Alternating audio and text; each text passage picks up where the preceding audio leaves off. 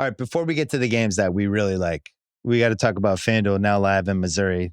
And to celebrate, we're turning to the expert who's had more barbecue than any white man alive, Mr. Joe House, to rank his favorite Missouri dining establishments. I know you've dabbled a few times here. What do you got? Well, I don't think I'm going to rank the establishments. What I'm going to do is celebrate a very unique aspect of the Kansas City barbecue scene.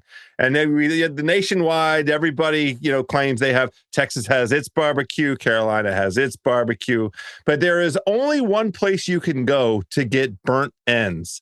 This place is Kansas City, Missouri. And there are a number of phenomenal establishments that have really made their mark with the burnt ends. Now, if you don't know what I'm talking about, it is the tip of a brisket. And over time, it's kind of evolved. Now, a lot of times what folks will do is cube up a piece of the sort of fatty part of the brisket, and then they re-smoke it. It's been prepared, then you cube it, then you re-smoke it. They're magnificent. They're a one of a kind, and there are several establishments in Missouri, Kansas City, Missouri. I don't know who lays claim to the OG original. It might be everyone's a winner. We don't need to pick a winning establishment. The point is, go get some burnt tips in Kansas City. Burnt ends in Kansas City. You could go to Gates, Arthur Bryant's. You want to go to Joe's, Jack Stack. LC is apparently top of the list. I've tried a bunch. I haven't tried LC. That's got to get on my list. But burnt ends in Kansas City. Jack Stacks actually with Dave Jacoby at MLB All-Star Weekend in 2012. I hope you got burnt ends while you were there. Please tell me. I made the mistake of eating too much, and then we had to do like an interview with somebody, and I was like in a barbecue coma. It was great. That's what I do. That's all stuff you can do in Missouri. You can also gamble in Missouri because FanDuel is now live in Missouri, and they're celebrating with a ton of great promotions and rewards for everyone. So sign up today. Take advantage this weekend. All right, let's talk about our favorite NFL games. This episode of the Bill Simmons podcast is presented by State Farm. Having insurance isn't the same as having State Farm. It's like expecting a linebacker on the football field, but getting a line cook. Sure, they both can handle the pressure when it starts heating up, but only one is stopping a touchdown. You wouldn't settle for just anything for your team, so don't settle for just any insurance. When it comes to getting help you need, State Farm is the real deal. Like a good neighbor, State Farm is there. A lot of football has happened since the last time we talked. We had all those Thursday, Friday games, Sunday games. Suddenly the Pats are considered to be the best team in the NFL, which is, even as a Pats fan who loves the Pats, I would say that's probably ridiculous, but speaks to where we are with the season, where nobody can even figure out a team to make the favorite. We do not have an OKC in the NBA house, but what we do have is picks. And you and I, once again, started out great last week. It went sideways. I want to use this as an opportunity to talk about a bunch of games with a bunch of playoff implications. Can we stay away from Seahawks, Falcons? That's fine. Number's too big, like the Falcons there. Like the Falcons a little, but I'm not betting Kirk Cousins. We're not betting the Falcons anymore. We're not betting Kirk Cousins against the number one defense in DVOA. No, thank you. Seahawks by 7. No, thanks. Not doing Bucks minus 8.5 against the Saints. I can never tell who's playing for the Bucks. Way too many points. The Saints QB is just good enough that I almost wanted to throw Saints plus 8.5 in there, but I feel like we've taken them before and they couldn't beat Miami last week. They're out. Rams minus 7.5 at Arizona. There's some backdoor potential. No thanks. High favorite on the road. I don't know what to make Arizona. And then the Rams, here's the case for the Rams. 3 pieces. It's Sean McVay in December. He absolutely owns Arizona, especially in Arizona. And they lost last week. So that would be the case. They're going to come in and just beat the crap out of poor Jacoby Brissett. All right, I'll put them in the parlay pile. The maybes. It's a really weird Dolphins-Jets game that initially I liked the Dolphins, right? And then it ended up, it's the Dolphins minus 3 is the line right now? Yeah. Think it is? Yep. But the Jets have been pretty good the last 5 games.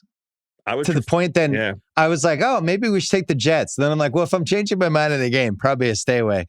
The special team stuff is crazy in this. The Jets are first in DVOA and Miami's 4th. Yeah. So I guess that's going to decide the game. I'd rather not find out with our money on it. Well, it's going to be 40 degrees though, House. There's your thing. There's your thing. Now, I've said on a couple podcasts this week, I'm no longer making bets based on what we think the weather's going to do, because it really stuck us really in a sweet place in that Browns game where we were like, oh, can Purdy throw in the 50-mile winds in Cleveland? Yeah, and then there were no winds. Get out of here with that. But for sure, it's going to be cold in New York I'm just going to call it the Meadowlands on Sunday. And it's for sure the case that Tua is going to be the quarterback of the Miami Dolphins playing in the cold up there in the Meadowlands. That's true. Sounds like you're kind of intrigued by this one. I like the way the Jets have been playing. They are conceding no ground. They are trying hard. I've been Jets impressed. +3? Just put it on just table it for a minute. All right. That would be my inclination, though. Browns -3.5 against the Titans. Browns defense at home. Browns burned us last week. I thought it was a really stupid game. So initially I had this down. Here's why I decided against it. And I was thinking a lot about how the Browns completely effed us and everyone else who bet on them last week and all the stupid shit they did. And it made me wonder, is this a secret tank team? I was on Browns Reddit. Really fun place, by the way. Enjoyable tour through the Browns Reddit. And I can't say they're enthusiastic about Kevin Stefanski, was one of my takeaways. And some people are like, we don't know if he's trying to tank, but if you were trying to tank, you would do some of the stuff you did in that game. And it makes me not want to take them in this Titans game. So I think it's a stay away. Is that fair? Yeah. And we have to look at each other Sunday afternoon and say, we laid 3.5 with Shador. we laid 3.5 points with Shador. Greg Cosell had a thing. He was on some show. I follow him on Twitter and he posts the clips sometimes. I enjoy the Greg Cosell clips. But he had this thing about how he's still at the college speed and he hasn't graduated yet to pro speed. And I was like, that's the perfect way to put it. He's not quite at the pro speed yet. So good. The problem with the Browns is you go down 9+ points with them and the game's over. Game's over. It's exactly. They were 10-8. I was like, they might be able to do this. And then it was 17-8. It's like, I'm done. Because the coach thinks they go for it on from their own 30. Do you know that San Francisco had 5 drives start on the Cleveland side of the 50-yard line? I'm aware. I watched the whole game and I was losing my mind. They scored 21 points by starting on the 35-yard line of Cleveland. I said to Sal, that was the dumbest thing all year that I saw. We can't bet them. It's a shame because that Browns defense is so good. But yeah, we can't bet them. Can't bet them. Next, maybe for me, the Vikings are favored by 1.5 at home against your team house, Washington. Coming off a week where Max Brosmer just kept throwing picks like he was handing out turkeys on Thanksgiving as a professional athlete. Your team looked good, and it almost makes me not want to take them this week because they looked good last week and almost beat Denver. And I don't know what's going on, which quarterback you're getting, but I don't want to be involved in this game if that's okay. It's just a stay away for me. You okay with that? Yeah, it looks like Jaden Daniels, but then he's not healthy. I don't like that scenario. Well, Mariota in Minnesota makes me nervous. Every Minnesota offensive scenario makes me nervous. I just want to stay away. It's fine to stay away. I just want to tip my hat to the Minnesota defense because that Seattle game was nerve-wracking. I had my favorite bet, my best bet. I gave it out on the Ringer pregame show was Seattle -6.5 in the first half just to cover a little 7-point line. And the dramatic, possibly the one of the greatest quarterback plays, Brosmer, just a miracle cover for me in that spot. But that Minnesota defense had Sam Darnold seeing stuff. He had Sam Darnold face. Don't let anybody convince you otherwise. And Minnesota's defense was bringing it. They brought pressure. I don't want to have anything to do with that for this Washington team. That's one of the reasons the Seahawks were a stay away from me against the Falcons because I haven't loved how their offense. We keep seeing Sam Darnold face 3 out of the last 4 weeks. They can't really run the ball. They traded for Shaheed, and basically he seems like he's a punt returner. And now it just seems like I don't know, like JSN last week, who I had in one of my leagues, but it was frustrating because it just seemed like they were like, "You're not catching the ball. Yeah, we're couldn't put get 5 the ball guys to on him. you." All right. Parlay possibilities. Rams Cardinals is in there. Broncos at Vegas, I guess, but I something scares me about Vegas. Like they finally figured out just throw the ball to Brock Bowers all the time. It does work. If it's within 50 feet, he manages. He's incredible. And Denver is just clearly going to be this team that pulls wins out of their ass all year. Ravens Steelers. Oh, that's Ravens minus 5.5. I don't like the Ravens that much. Mm-hmm. I'm not afraid of them when the Pats play them. I don't think they're that good of a football team. There's been a lot written about this and discussed about this week about Rodgers in the Steelers offense and how horrible it is and how it's like actually there's historical precedents being kicked now with how little the lack of explosive plays, how he never throws the ball more than 5 yards. No 20-yard completions. It's like over and over again, everywhere you go, there's terrible stats about how bad the offense is. And then the flip side of it is that these games are always close. I feel like this burned me last year with this mentality of Ravens Steelers. It's always close, but the dogs do cover most of the time. 75% of the time, the underdog covers. I just feel like the Steelers are shot offensively. I don't even know what you do if you're them on offense other than just try to run the ball. Maybe they're going to be able to do that against the Ravens, but is the Ravens a parlay team for you, or is this just a stay away? Because I don't like them either. Yeah, I'd be inclined to stay away. The only thing I bet the under as soon as the number came out because of classic AFC North. I think I got it around 43.5 something, but it might have opened far north of that. Either way, I don't. It's in the tic tac zone. Well, here's one that I know you're going to. Oh, no, it's not tic-tac. It's Vegas zone. Pardon me.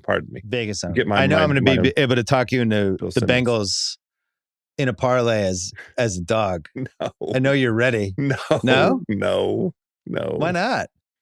Because if the Bills can run the ball the way that they did against the Steelers, and I think they can run the ball the way they did against the Steelers, and it's the Bills at home, I kind of 41% chance of snow house. I kind of don't mind laying the points. That Bengals defense remains not good. It's better. They were pretty frisky last week. Good effort against the Patriots 2 weeks ago. That they were frisky against my team. I thought they were frisky on Thanksgiving. They're improving, but going to Buffalo, this is, Buffalo understands that it can cede no more ground. I mean, I've been using that today. Well, so the case for Buffalo, because I think everybody feels like Buffalo's had a disappointing season, and it's basically because they don't get explosive plays anymore because none of their receivers can do that. But I think they figured that out. No separation. And now they're trying to do last year's Chiefs routine with like run the ball, short passes. That's pretty good.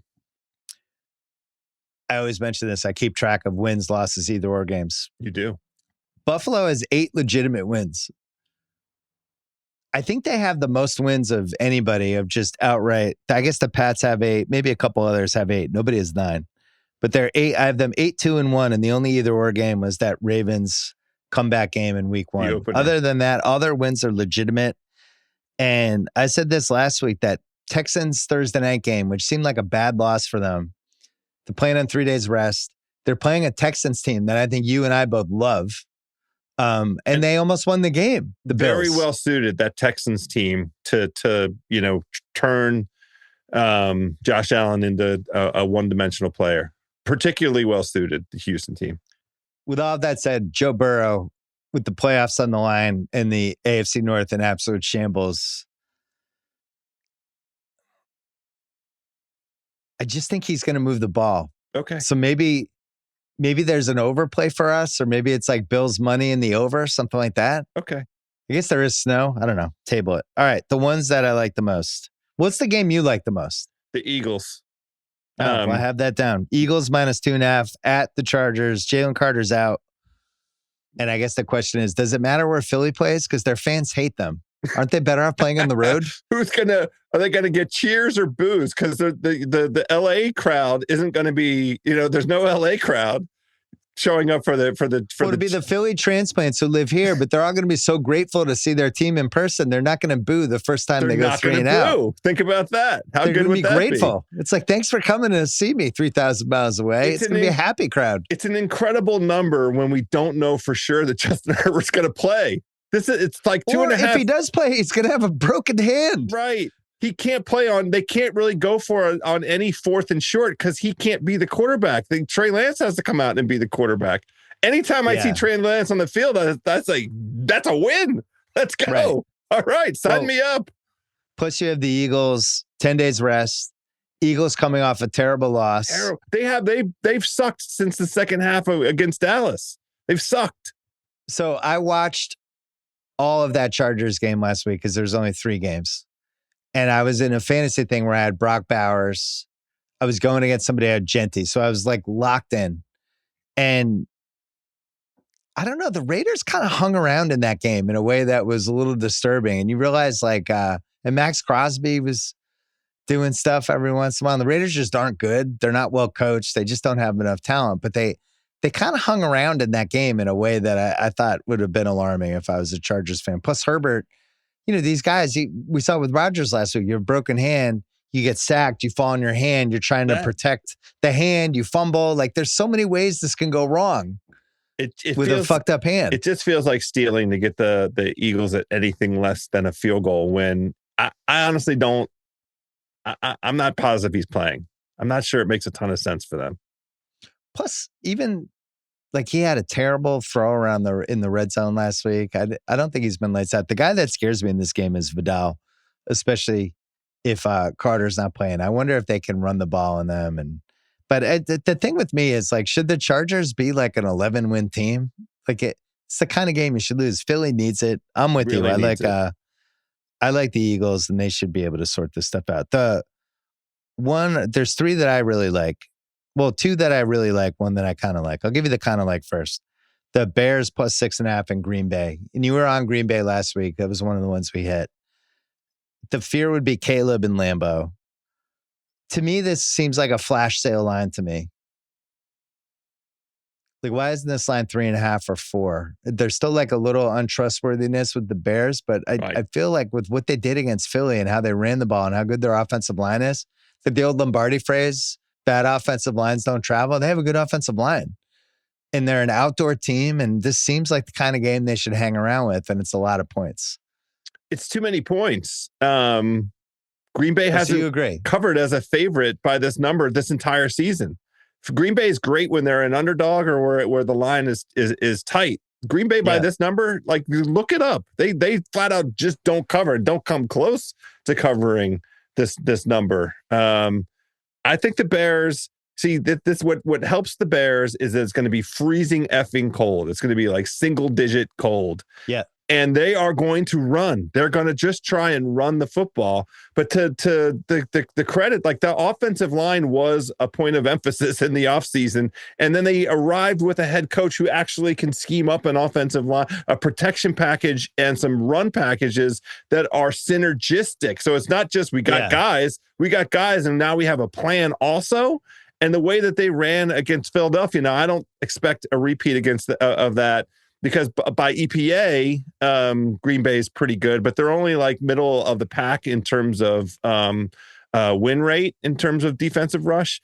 But I think that the Bears will try and establish the run, and that creates at least a little bit of room for Caleb. Nobody's asking Caleb to go, win the game. If you are, then you're going to lose the game because we're still early in his career. But I think that 6.5 is a crazy number to me. I like that they're going to be able to block. I also like that the one great thing he has is the scrambling. His ability to get out of trouble 3-4, and Drake May does this too. 3-4 times a game, he can it seems like it's going to be a sack and it isn't. And as inaccurate as he is, it's still a good quality. I just think they hang around. I also felt like we had the Packers in that Thursday game. There was a few moments where they needed a first down, where they needed a play, and I never knew where they were going. And it would be like, whoa, Wicks made a play and Dobbs. And it's like, I didn't really trust Watson will have his one play long, right? Yeah. But I didn't really trust them series to series where they were going on like a 3rd and 7, 3rd and 8. And now Wicks is hurt. He's got the red flag next to him. I was nervous that whole game against Detroit. I mean, Detroit, played pretty good. They're in a lot of trouble. Different class, but the other thing, we agreed, too many points for the Bears. Yeah, and I like that Chicago's finally got its secondary healthy. And it's a good secondary. Like we've been waiting all season. Like the highly touted Chicago secondary. This is the time that you need them against this Green Bay team. Yeah, it's too many points. Are we taking the team Bears? With a lot of confidence. Yeah, I think we should. Cold weather team. Built for 8 degrees in Lambeau. They're fine. Yeah. They're fine with it. Great. Jags, Colts. Can't believe we're doing that. Jags, Colts. Jags +1.5 against the Colts. You're making a face. Why are you making a face? I just don't know what to do with this game. This game. All right. Well, I'm going to tell you because this is going to be one of my picks. Oh, good. Okay. Thank God. Jags are +1.5. Why did it confound you, by the way? What confounds you? Because Jacksonville owns the Colts in Jacksonville. You'll hear the stat a million times. Raheem has it. He's been talking about it since Monday. The Colts haven't won in Jacksonville since 2015, something like that. Remember we were talking about home Browns? Outdoor Colts to me is a thing too. I thought Dimes looked terrible last week. He can't move. Great. Dimes can't move. That's the handicap, right? Bad weather. Because what they have to do, the Colts, is establish the run. They can't have Jacksonville, who surprisingly can put some pressure on the quarterback. They can't have him teeing up and teeing off on Jones. He can't move. Jacksonville's not bad. They're frustrating because of Lawrence. Thomas is going to hopefully be back more this week, but they can run the ball, which I've noticed with them. Like they actually can, they can run inside. Right down the They Chargers' can run on throat. the outside. Yeah, they can run the ball for real. At home. So that's like the pathway for them. Can they do that to replicate that against the Colts? You can't have Trevor Lawrence throwing the ball. Then you hate yourself. 74% chance of rain. I think that's good if for Jacksonville. It's a bad weather, rainy outdoor game. I just like the Jags. Okay. I don't want Daniel Jones, who can't move around. No Sauce Gardner in this game again. And I think the Colts for the last month have just been different than those first 7 weeks. There's just no question. Every stat says it. Yeah, well, they traveled. They had all of this travel. They played away games, outdoor games, grass games. Somewhere in there, Jones got hurt, and then it was supposed to be come home against Houston, get right, but they can't get right because my man Danny Indiana Jones has a broken fibula, apparently. Right. And they're like, it's fine. He can move around on it. Yeah, it sounds great. I also like this Jags home crowd. I thought they were good in the Chiefs game. Okay. Yeah, I think that crowd can dial it up every once in a while. It's funny to take the Jags and then watch Trevor Lawrence and then send each other texts. That all by itself is funny. So let's do it. I'm endorsing this pick because. Well, one thing I was thinking for your Sunday show. Yeah. Like, I wonder if there's like a Jags by 14.5 kind of like blowout bet. Because like there's a world where this game goes horrible for the Colts. Is like the Jags Jones defense can't move. Good enough? No, but it's just like the Jags, like they pour it on, the weather's shitty, and all of a sudden you're like, whoa, in Jacksonville, they scored again. 8-1. They're 14.5. I just mentioned that. All right. I like the Jags. That's one of the picks. And then last one, I knew we would agree on this one. Texans, Chiefs. It's in Kansas City. Texans are +3.5. It's going to be 25 degrees. It's a night game. The Chiefs have major offensive line issues, including their left tackle's gone. I think Taylor's gone too. Yeah. And they have the best defense in the league. This just feels like a miracle kind of matchup for them. Depleted offensive line, cold weather. It's a cold weather and defense game. And I don't know. The Texans can run the ball. I think they're really good. And I think they're going to make the playoffs, which means they have to win this game. They cannot lose this game and still have hope of making the playoffs. Because they probably have to win their division. Yes. The way this goes. Right. Yes. So you have this one too? Texans +3.5? I like the under better. I played the under because these two teams are both top 5 unders this season. Well, I have a parlay option for you. Okay. Now I'm listening. Texans +7.5, under 49.5. Yeah, see, I don't want us to parlay teams any longer. This is a parlay I can endorse. Like, we lost last week. We both love Dallas. We should have gone 3-0 on Thanksgiving. We loved the situation. We loved the way it looked. And yet we took that and put that with the stupid Eagles. Why did we do that? That was dumb. Why did we do that? Like a team, play the team. I don't want to make 2 team combinations anymore with our parlays, because what we have to do is all these adjusted line things.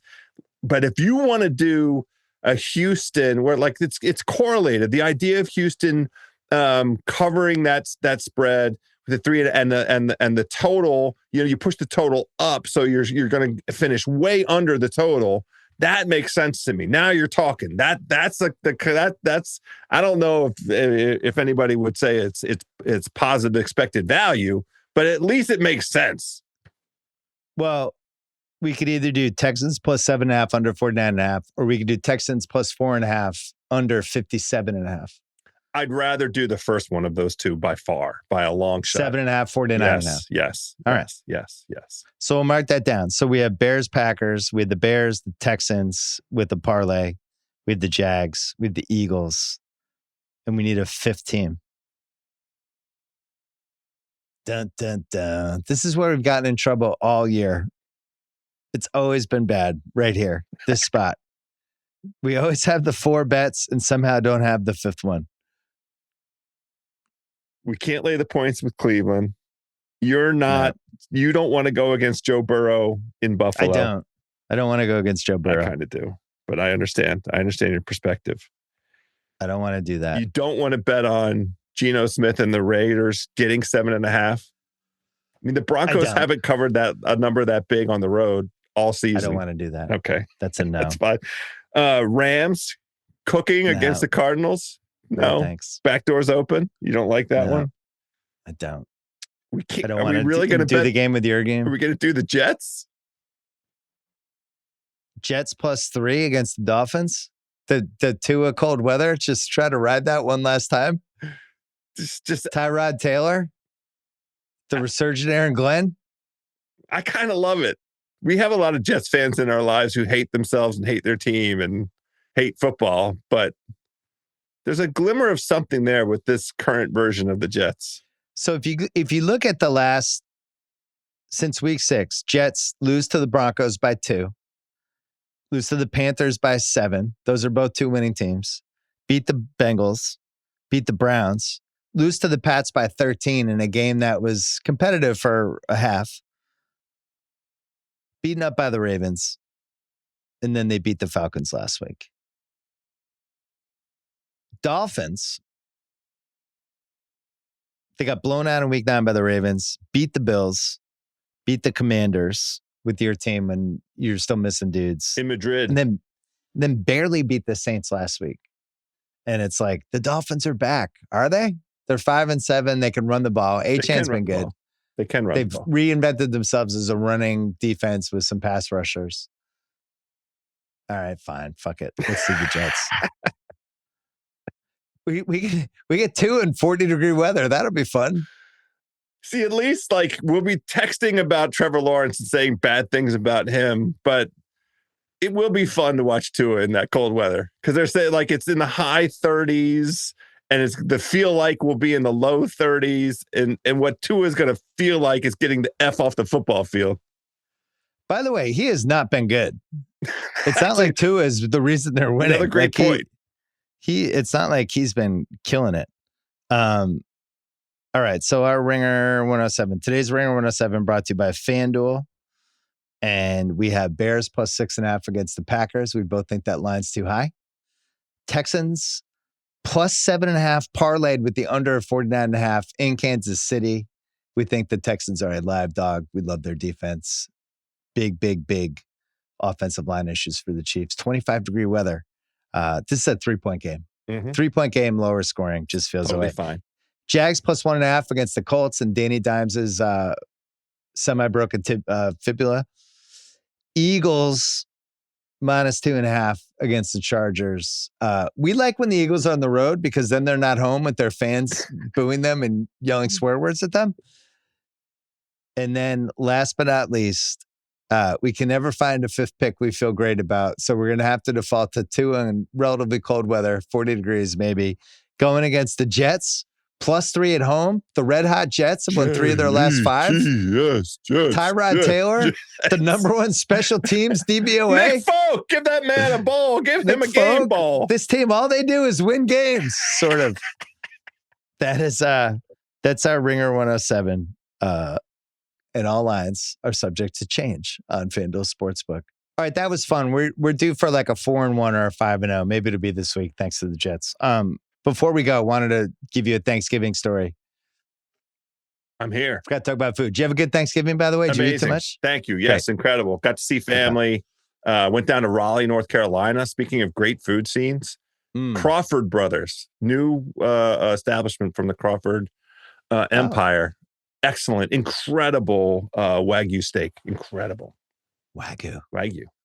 So had Thanksgiving, had like 9 people over, had a bunch of stuff. My mom made her baked beans.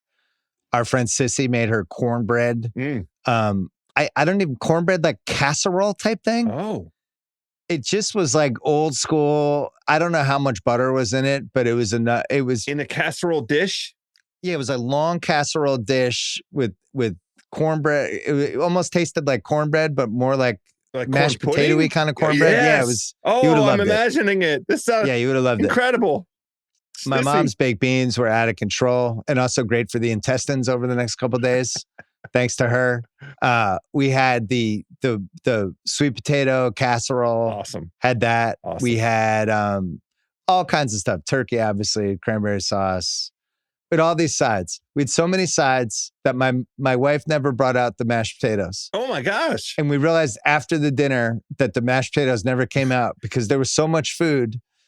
The mashed potatoes just got a DMP out of nowhere. It happens. They were just in the fridge. Yeah. There was cream spinach. We had all these things. We had so much stuff that mashed potatoes never made it.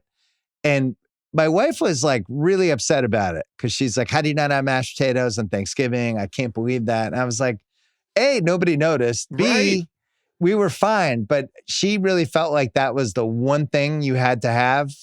We also had 2 different versions of stuffing. Forgot to mention that. I was like, no, people would have noticed stuffing, not mashed potatoes. You know how much I adore your wife. She didn't miss the mashed potatoes. Right. She didn't even know they weren't there. She feels like they're an elemental part, and yet she also forgot.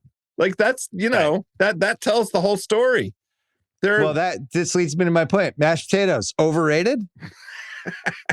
You had 9 people eating Thanksgiving dinner, not even realizing that mashed potatoes weren't out there. Well, I don't know how crucial mashed potatoes are to a Thanksgiving spread. I just go ahead and say that because of all the other ways you just described like 6 side dishes that are each in their own unique way. Mind blowing. You can have, and by the way, mashed potatoes a couple days after.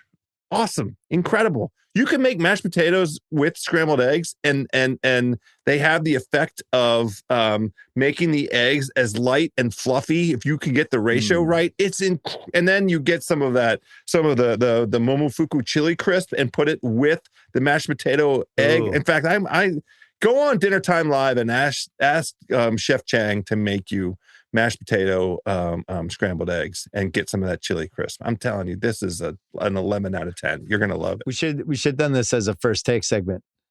Mashed potatoes need to step up. They're getting passed by all the other potatoes. DMP. Mashed potatoes haven't been good for years.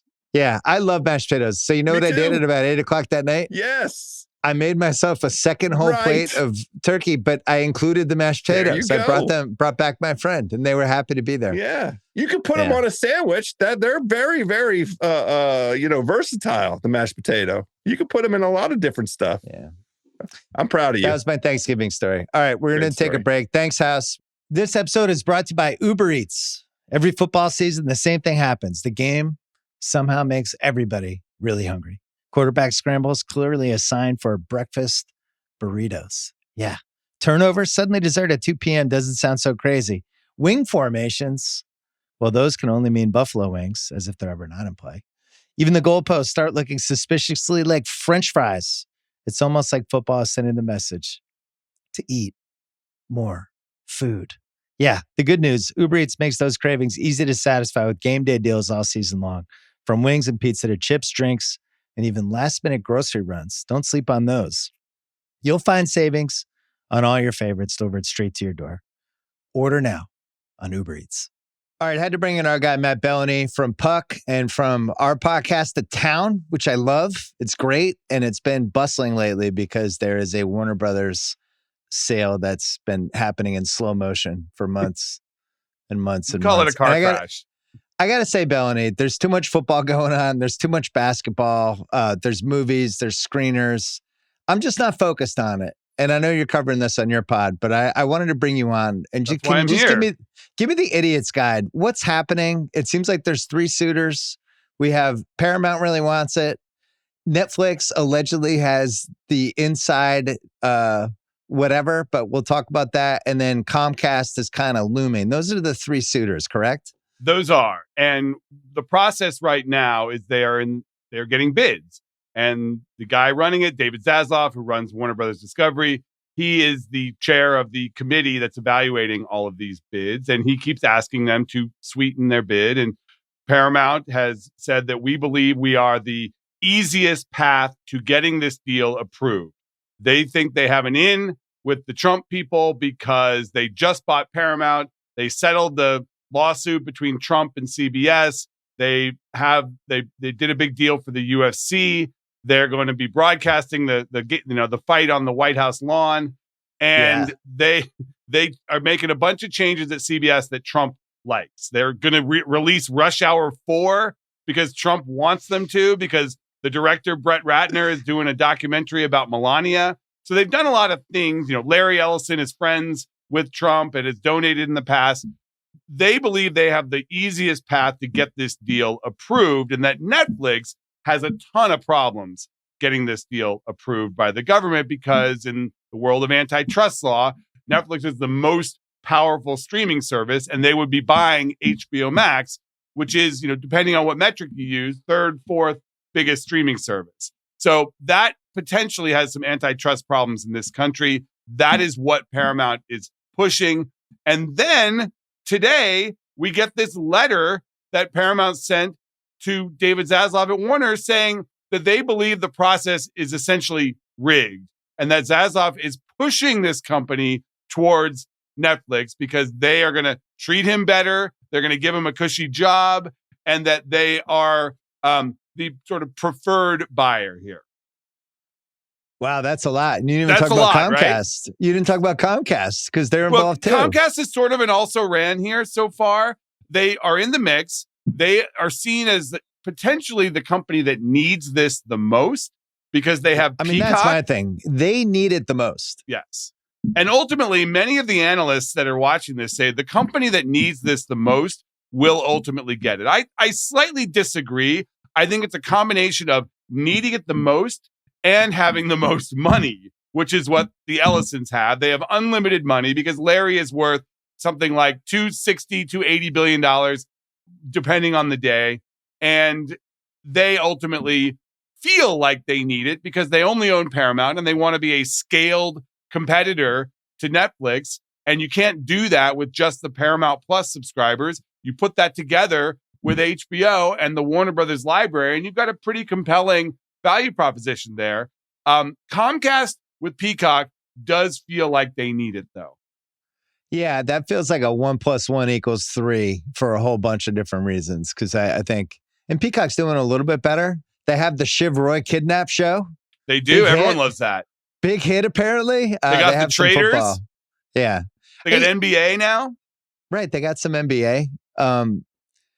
I feel like right now, everything's been kind of quiet from a disruption standpoint because everybody's got their little spots in the pecking order.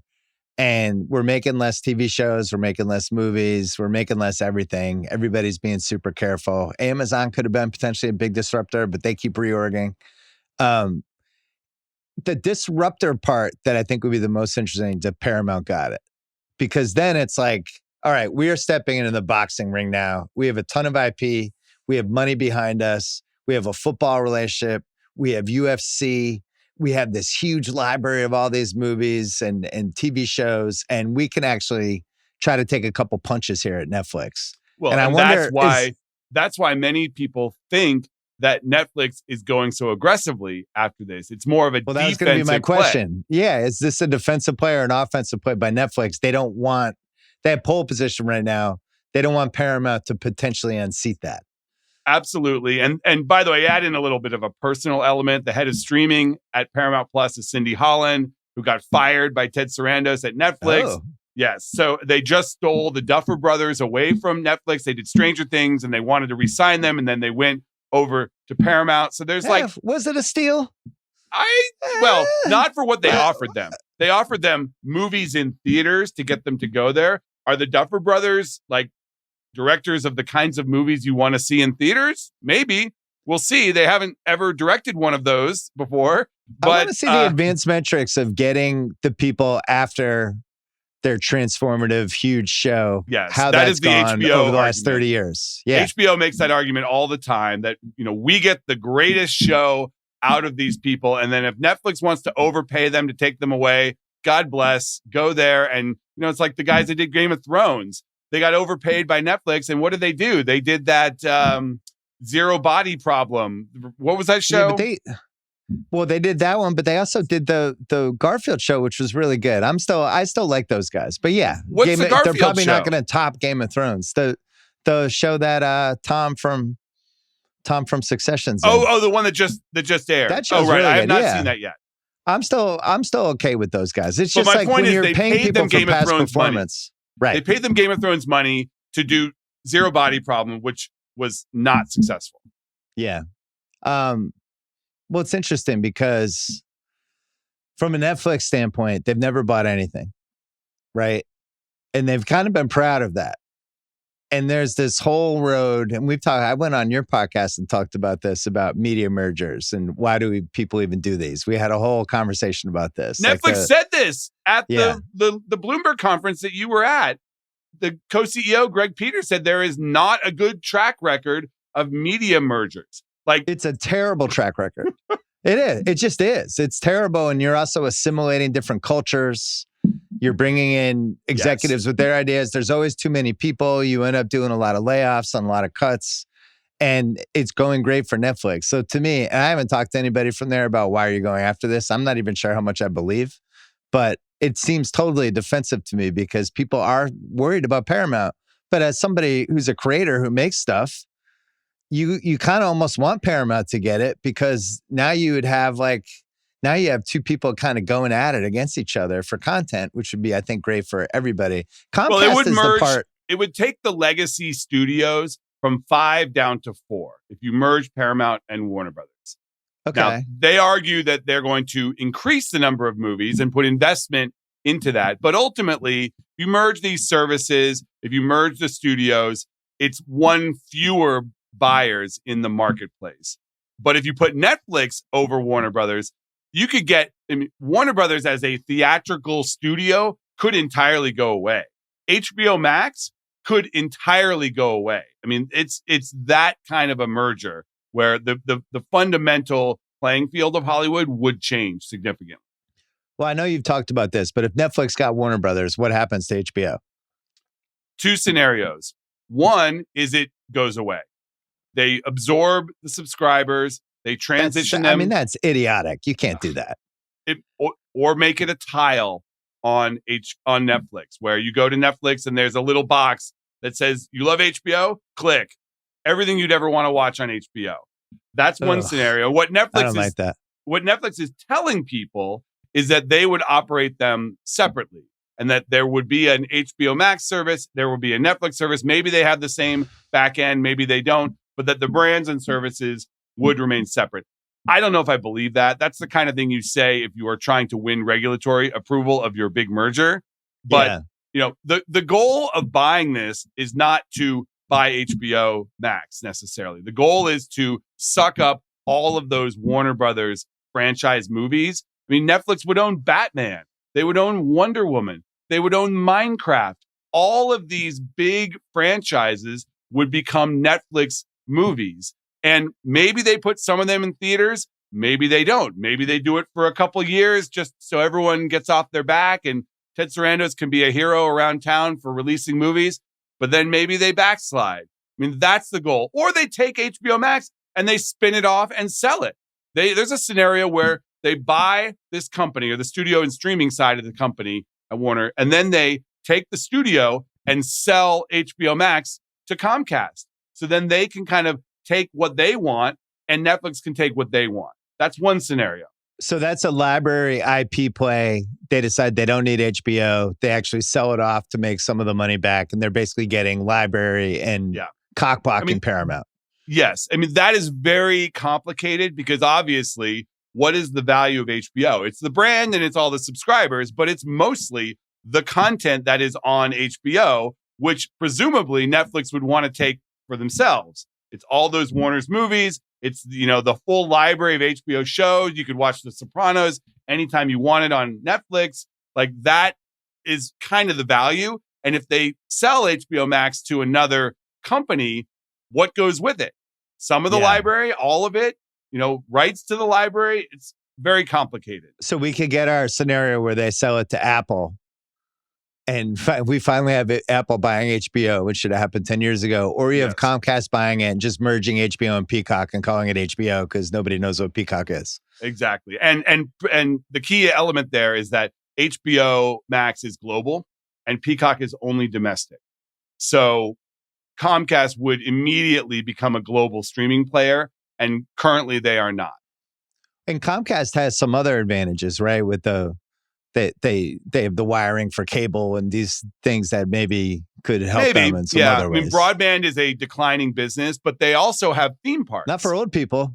Not for old people, but Elon wants to make everybody a Starlink customer instead of broadband. But but remember, Universal has the theme parks, so that would be synergistic with the Warner IP if they were to get it. Now, Warner IP is tied up at Six Flags. If you go to your local Six Flags, there's like a Superman coaster, things like that. But presumably there would be IP plays that Universal could use in the parks and ultimately transition all those heroes over to the Universal parks, which is a big business and growing for them. Well, the scariest thing you said was that HBO would get absorbed into Netflix and basically be a little carousel tile. I think that reminds me of like when going back in the early 2000s with wrestling, when WWE bought WCW and basically just assimilated the roster and everything got lost and it just didn't work. And I feel like there's an HBO audience. It's a distinct brand.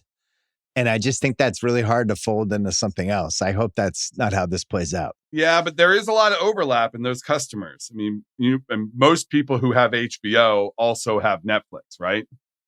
Yeah, but don't you think the type of content you would expect from HBO that you might like veers a little bit different than the type that's on Netflix? Oh, of course. I mean, HBO is still the best brand in television because it stands for something. Netflix stands for many different things to many different people, and it's dependent on the algorithm, and it just means television, which is great for Netflix because it's allowed them to grow to more than 300 million subscribers, but it doesn't mean what HBO means. You and I both give a show a chance on HBO because it's HBO, when we would not give that same show a chance if it was on CBS. Or if it was on even Netflix. I give every show a chance. I am not a show snob. But perfect example is The Pitt. Did you watch The Pitt? I didn't watch The Pitt. Okay. But I knew a lot of people that watched The Pitt. The Pitt won the Emmy this year for Outstanding Drama Series. The Pitt is a fairly conventional, extremely well done, fairly conventional medical doctor show. If that aired on CBS, no way it wins the Emmy. No way it even is nominated for the top Emmy. But because it aired on HBO Max and had the premature of that brand, people saw it differently, and it not only was nominated, but won the top Emmy. Well, I wonder what would have happened with The Beast and Me if it was on HBO instead of Netflix, because I think Netflix has had some really good stuff this year. And, like even Adolescence, I thought that Garfield show was excellent. Like, I think if you took the best 10 things that have been on Netflix, they could go toe to toe with any other streamer. It's just they also have a lot of other stuff. Yeah, look at the volume. I mean, that's what HBO always says, is that they have such a higher hit rate. And I don't necessarily mean hits that are super popular, but hits that are good and that might last. Yeah, higher batting average. Yeah, higher batting average. And Netflix has so much content and so much garbage. they also have some good stuff. And then the definition of good and garbage is different for every person. I would argue HBO is some garbage too. They I don't know if do, you've they do. And cruised when through they there. miss- Especially when they have the Discovery documentaries and all that stuff that they're putting on there. Yes. And when to me, HBO it's like- misses, they really miss. Like, But to me, HBO is more of like they're like a closer. They're like throwing 60 innings. They're coming in to pitch the ninth. They have an incredible K walk ratio. And Netflix is trying to be a 250 inning starter. I just think that it's apples and oranges. totally. I don't know how that fits in together. I do think it's interesting for Comcast though, because that's the one. If I had to rank them for how would this shake up the landscape, Netflix getting it is, I think, the worst case scenario. Because then it's just they become like a monolith. I just don't. The like streaming that wars version. are over. I mean, that one of the just sucks. analysts wrote exactly that this week. If Netflix gets Warner Brothers, like it is over. It is like the ultimate flex, the ultimate. I mean, you made the Ben Affleck analogy. I said that on the phone to you today. It was Ben Affleck accepting the Batman part after he won the Oscar in Argo, and he's just like, "Fuck it." Yeah, Now I'm what invincible. can I do now? I'm just going to be Batman. I can do Right. anything. I cannot do wrong. But it's also interesting that Netflix thinks they need it. If they're real about this, if they are not just going through the motions to raise the price, if they think real. they need this, then there's something going on at Netflix that we don't know about. If they think they need this, because all signs point to a lot of growth potential, margins are great. You know, they have good shows, good content. Like, what's going on there if they feel like they need the HBO library this badly? Yeah, I mean, you could look at it the other way and you go, you got to keep growing even during times when you don't think you should keep growing. I saw this happen at ESPN in the 2011, 12, 13 range. They thought they were invincible. They thought they were going to have this lead forever. And within 5 years, it flipped on them. And all of a sudden, they were scrambling and the subs were going backwards. And it was all because of decisions they didn't make in 11 and 12 and 13 when they really could have consolidated. And then they almost made some misguided ones, right? Like, I don't think buying Fox was a good idea by Disney at all. I don't. Especially when there's, I think, better stuff coming. I've been a little more forgiving on that one. I think that it's a little underrated what they did get. And we talk about Disney in a little bit of a different light since they did buy Fox. They would have scale problems and they would perhaps be in more of a Comcast situation if they did not have all of that content from the FX networks. They wouldn't have Avatar for their theatrical slate. Fair. They wouldn't have the X-Men and all of those Fox Marvel properties that they're going to exploit for the next decade. There's a lot of stuff that they got from Fox content-wise that doesn't. Now, did they probably overpay? And did it load them up with debt that may have made them unable to do other things that they should have done, like buy a video game company or do some of these other things? Maybe that's a better argument. But on a pure content play, they did get a lot of stuff from that. Or you could have argued they could have invested that money in other places. They could have spent even more on sports and could have bought Electronic Arts. They could have bought a number of other things that would have been potentially additive to their business long term. Or they could have waited for a Warner Brothers scenario. So the Paramount piece of this, if they did get this, if they do pull this hostile takeover, this is where I need you because I just don't understand. Like hostile takeovers, it seems like it's something out of a season 7 Succession episode. Totally. How often does this work? How legal is it? Is this going to end up in a scenario where just everybody's suing each other for the next 5 years and nothing happens until 2034? Well, this is the opening shot of potential litigation. This is a pre-litigation letter that was sent today from Paramount to Warner Discovery saying, look, guys, we're on to you. We saw that one of your executives was meeting with regulators in Europe, and there was a German newspaper report saying that they were lobbying for them to try to block this deal. If the Ellisons have the inside track in the U.S., Warner Discovery was supposedly going to Europe to try to head it off there. And they're like, that's not fair. If you are in bed with Netflix, I mean, Ted Sarandos, the head of Netflix, and David Zaslav at Warner's, they were at a UFC match together not 2 months ago. They're friends. If this is being directed to one company over us, we are going to sue you. And that letter was directed at the independent directors of the company, the people on the board who are not hand-selected by the investors there. They are the ones that are afraid of getting sued, because if they go along with a plan that does not serve the shareholders but serves management, then they are liable if they are sued. Now, I'm not saying that's correct. You could argue that Netflix just put in the most money. They're offering the most money here from all the reporting. And if that's the case, then maybe they're just going to go with the highest bidder. But if there is something sinister going on, there could be litigation. And even if Paramount just thinks that there's something going on, there could be litigation that spurs out of this. I doubt there's anything sinister going on. You do? Yeah, that seems really improbable to me. Do you know David It seems Zaslav? to me more, huh? Do you know David Zaslav, the No, CEO? I know. He's been a good foil for you over the years. He loves the spotlight. He wants to stay at this company so badly. He loves that he gets to have dinner with Charlize Theron and a bunch of people at his house. He wants to stay there. And Netflix, from my reporting and others, like, they're saying, yeah, you can stay at Warner Brothers. If he splits this company as he wants to and turns down Paramount and splits it and then sells off the studio separately, he gets to stay in that chair longer. And there are other incentives involved that Paramount is referencing, and I'm writing about in my Puck newsletter, that suggest he is doing this to keep himself at the company. Not saying that's true, but that's the suggestion at least. And if that's the case, that may not be in the best interest of the shareholders. So Netflix, the other piece would be the sports. That there's some sports stuff that comes with Warner Brothers too on top of the IP. And Netflix is obviously taking sports way more seriously and dabbling left and right. And they have March Madness. They would have some baseball. They'd have the Savannah Bananas that we all love. They do not have NBA. They do not have football. So the big two are not coming with this deal. But Netflix is already getting some football. They are. Yeah. So the case, if you're Netflix, is you're blocking Paramount from being like your 1B competitor like that you're just going to be fighting for the next 15 years, who has endless pockets, and now you're in a spending war with them, combined with you're doing awesome right now.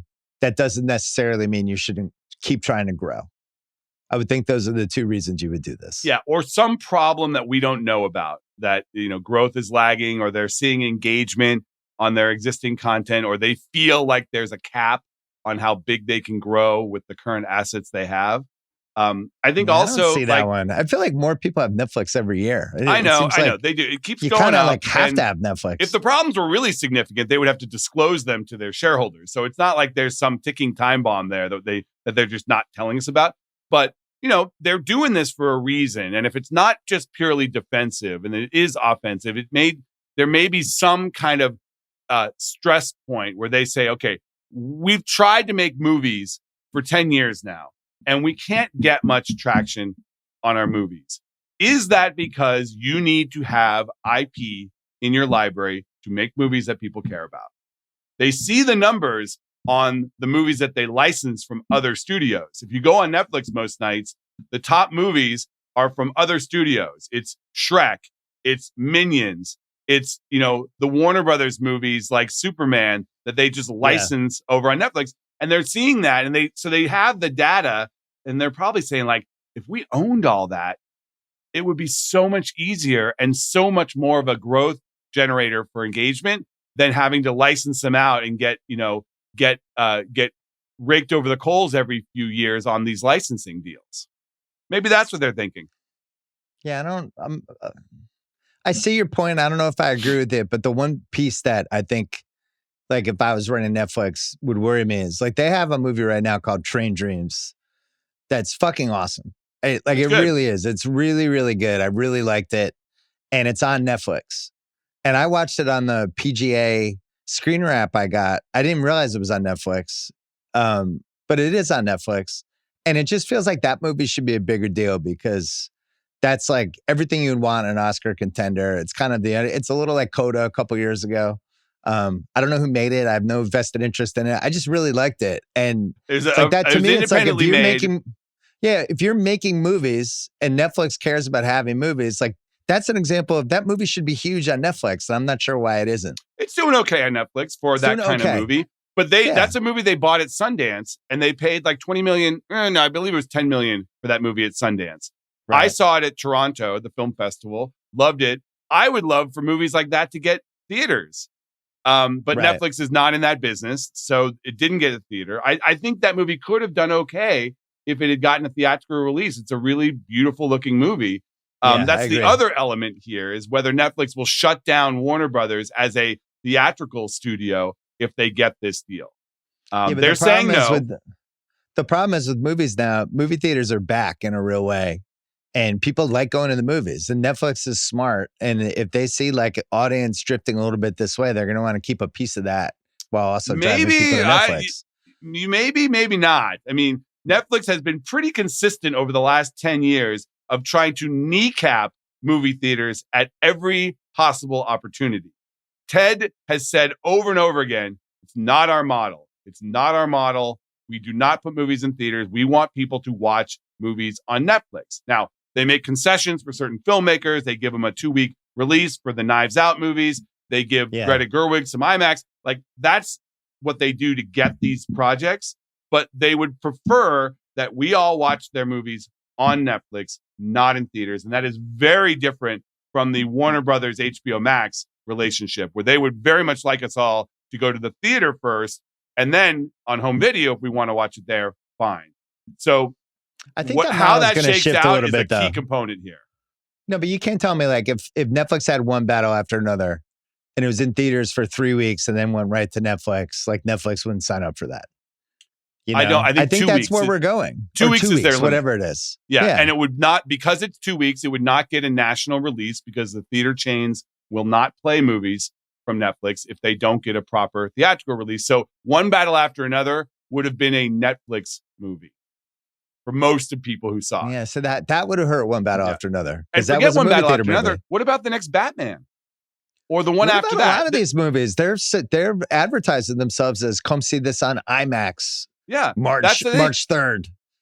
That's the thing, is like Netflix is saying we will honor the theatrical release for these Warner's movies. Maybe now, but maybe not after a couple of years.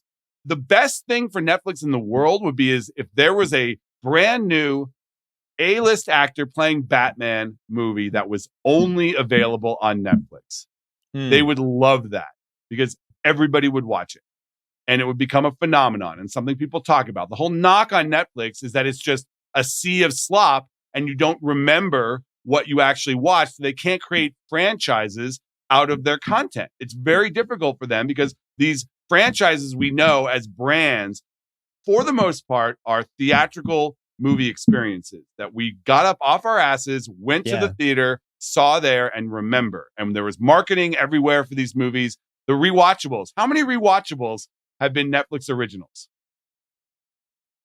I don't know. I'd have to look at the list. Extraction, maybe? Well, Triple Frontier, we've been saving. Okay, so you did Triple Frontier and you did Extraction. No, we haven't done it yet. Oh, you haven't? Okay. We're waiting. But my point is, I know that you do mostly old movies, but the reason why those movies... We don't really do anything for the last 5-6 years.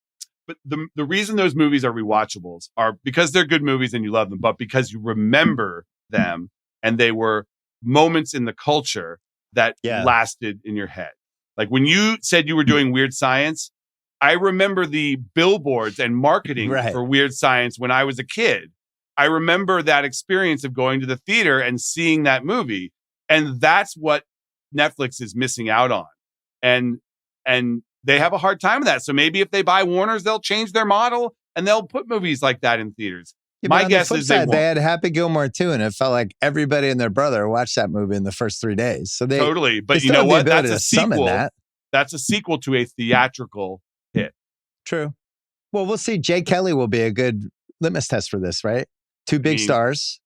Jay Kelly's a small movie. I know, but George Clooney and Adam Sandler on the cover of your Netflix carousel. That's not nothing. True. Yeah, so they Don't Look Up had Leo and Jennifer Lawrence. Similar type situation. It was an Oscar movie that had two big stars that they could put on the tile, and that movie did really well for Netflix. But then again, Maestro didn't do great for Netflix, and that had Bradley Cooper. So they've had star-driven movies. That movie.